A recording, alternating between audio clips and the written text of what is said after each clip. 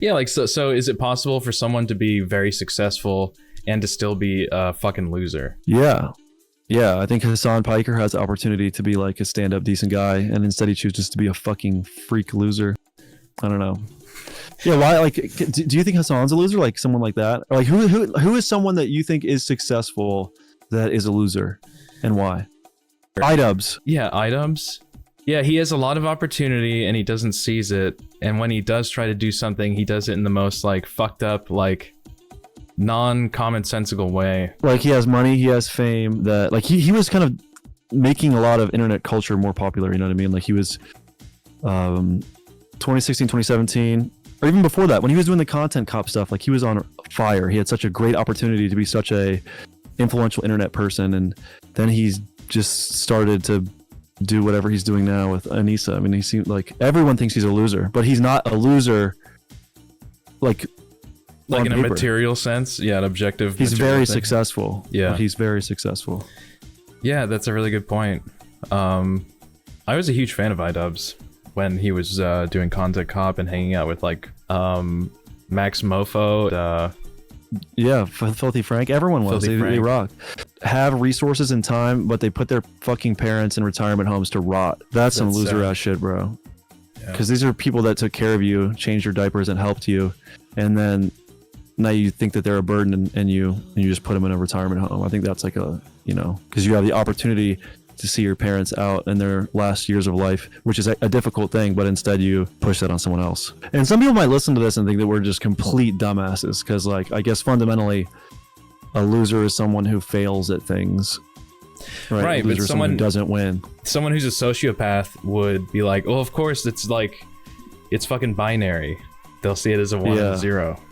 But it's like that mentality that they would have makes them like they could get rich and get everything they want, but like their heart will never be a winner. Like they'll never actually have learned anything worthwhile. They would have only learned how to gain material things, and that makes them ultimately, you know. Yeah. Well, I guess it is an interesting question because it's such a subjective thing. It is, yeah. You know, like what actually makes you a loser? Yeah, and I'm objectively, like to a degree, a huge loser. But in the, you know, spirit side of things can go wrong, and I'm not giving up, and I'm gonna try new angles, and you know, I'm working to become healthier.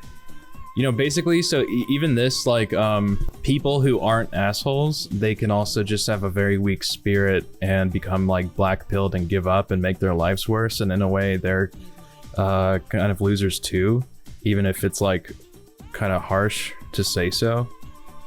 Feel good. I have a song called "Loser" that I wrote in like 2017 about how I feel like a loser. I feel so stupid. No goals reached, never reach conclusions. It's just me. It's like a poem I wrote about how I feel like a fucking loser. I felt like a huge loser in college. Like even though I was in college, bro, I just felt so bummy, like having no money and fucking, struggling, bro. Fucking yeah, struggling with sobriety has definitely contributed to me feeling like a loser. Like if I say that I don't want to smoke weed and then I let myself down and I'm like failing myself, like that definitely will make you feel like a loser. You know, telling yourself you're going to do something and not doing it, I think subconsciously makes you feel like that for sure. Yeah. Because in a way you're like failing yourself. Yeah, it's definitely tricky to set a lot of goals for yourself because you're trying to get better, but you might be way too hasty with the goals that you're setting. You need to take it, like, make it manageable for sure. Because yeah, like you said, you start to fail some of those, you're going to feel like shit. And honestly, for people who use substances, right, drugs or alcohol or whatever, it seems to be an escape from anxiety of feeling bad about something. And I think it's usually about regret or, you know, trying to escape expectations for yourself or, you know, something like anything. Because I drank alcohol for 7 years straight, like heavily every night, and I was like constantly in regret about the past. And it was ironic because I only continued to create more regrettable situations for myself, or even if it wasn't that bad, it's still like at some point it's like, oh fuck, it's been 7 years. I'm still thinking about what happened like 15 years ago. Like I need to fucking move on and like live my life, you know? Yeah, because we all have a pretty amazing opportunity to like wake up and seize the day, you know, live in the now, as they say. You still like struggling with like addiction or anything?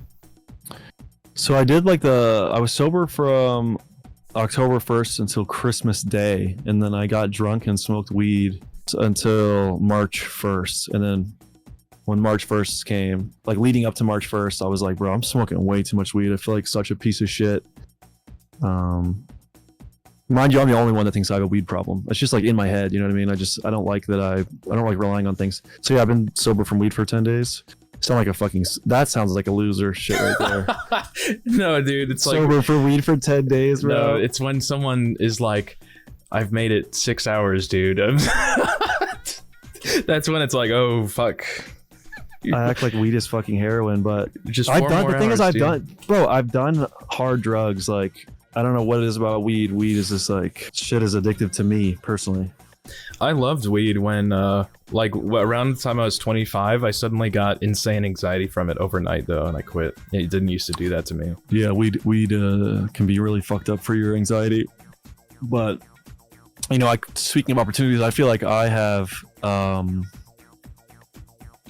forced myself to have an opportunity on YouTube, and the last thing that I want to do is fuck that up. So I just want to keep working really hard and making shit happen. Well, I didn't get my subscribers by accident. I feel like I had to gnaw and claw my way up. So it's not like I never like popped off like that because I so badly don't want to be a loser. But I really don't care that much about being a winner and winning. It's more like I super just don't want to be a loser. I want to be. I mean, being a winner would be cool, but I just wanted to not be a loser more than anything. Yeah, I at least want to realize my own potential, and it's like that's separate than actually succeeding. Like, I want to know that I performed as well as I could have. Like, I guess that is outcome independence. Yeah, so that's like trying your best in a way is a way to avoid being a loser, but I don't know. Maybe there's definitely times where you're going to try your best at something and you're still going to end up a big fucking loser because maybe your best is some loser shit. No, I believe in myself, man. I can do anything. Not you specifically. I'm saying just in general. Like, yeah, some people, you know, I think everybody needs to refocus what their efforts should be towards. It's like I wouldn't try to be the best basketball player in the world because I'm 5'11" and I suck dick at basketball. Right? So that's a totally unrealistic goal. But if I want to be like an artistic video editor and shit, like, yeah, I can fucking do that. Like, of course I can. Viewed video since 2021 was the last one I dropped, and that does not feel good at all, and it feels like a fucking loser's quest that I was on. But I could sit around and harp on it and beat myself up and be like, why isn't the algorithm letting my video get views, the watch time, the click-through rate's good, and I could harp on it and feel like a loser, or I could get back to work and get focused on my next trip, my next video, what am I editing, what shorts are we posting, what's with the merch, you know what I mean? Victimhood mentality is a big part of being a loser too. I'll say this, I think over half of being a loser is allowing yourself to feel like a fucking loser. Yeah. And to stew on it. Yeah, that's what's gonna actually bring you down and like, oh, I feel like shit. I need some way to feel better. I'm gonna become an alcoholic. Now I'm really a loser. Flip side of that coin is people who are immune to ever feeling like a loser, and they think that they're a winner no matter what loser shit they do. I think that would be the opposite extreme, right? They think that they're a winner no matter what, but they fucked their whole life up and don't even realize it. That's what some people say about what weed will do to them, is that it'll make you feel accomplished, like when you haven't actually accomplished anything. Yeah, one of the biggest issues with weed is it messes up your reward system. Right, that's what it is. Yeah. I'm feeling emotions that I would have feel if I walked 4 or 5 miles, but all I did was hit a bong in my fucking basement. Or I'd feel the emotions I feel if I were to complete a really good video that I was proud of, but I was just smoking a joint with my friends. Right. So then it's like, then you become unmotivated to work towards these things that make you feel good because you fucking loserified your brain by clicking the feel good button too many times. Same thing with alcohol or any drug. Yeah. Or even sex. Yeah. That is true. Damn. But yeah, for anyone out there who I've been feels like a loser and doesn't want to be a loser, yeah. Anyone who out there feels like a loser and doesn't want to be a loser, you just have to keep reevaluating yourself and trying your best, making a good effort. Yep, path of self-improvement. What advice do you have for people out there that feel like a loser but don't want to? But don't want to feel like a loser and they feel like one. I'd say the exact same thing. Reevaluate. Self-improvement is definitely, I think, the point of life. Aside from, like, you know, acts of kindness and things. I think it's mainly self-improvement, and the only downside to that is someone who overthinks it and hyper-fixates on improvement to the point where they become, like, neurotic. And, like, just kind of implode. But it's like, if that's the case, then you actually need to relax and like switch. Yeah, then you're teetering on self-obsession at that point. Yeah, so it's like if you're self-improving to the point where it's actually becoming detrimental, then you're already there and you just need to chill out temporarily and then go back to it. You know. And I think most people don't have that problem. I think most people create excuses for themselves constantly. I know I did. I was both a pothead and an alcoholic for a long time. Not at the same time. It was like 6 years of weed and then like 7 years of alcohol. And I know exactly what that entails and why people do, or why I did it. So, but yeah, I just want to realize my potential and actually do something like meaningful. You know, because I saw that all of that was an illusion. Yeah, and I guess there's people out there that drink and they smoke and maybe they're happy, but I think it's about how you quantify success in life and how you quantify happiness. To me, community is one of the biggest things. It's really important that I have a good community, my family, my friends around me. So that's why when I think about losers, I almost think about people who, you know, betray their friends or don't take care of their family or just aren't there for people, because I feel like community is one of the most valuable things in life. You know, I don't even feel like I could be happy or successful with millions of dollars if I didn't have people to spend it with and hang out with.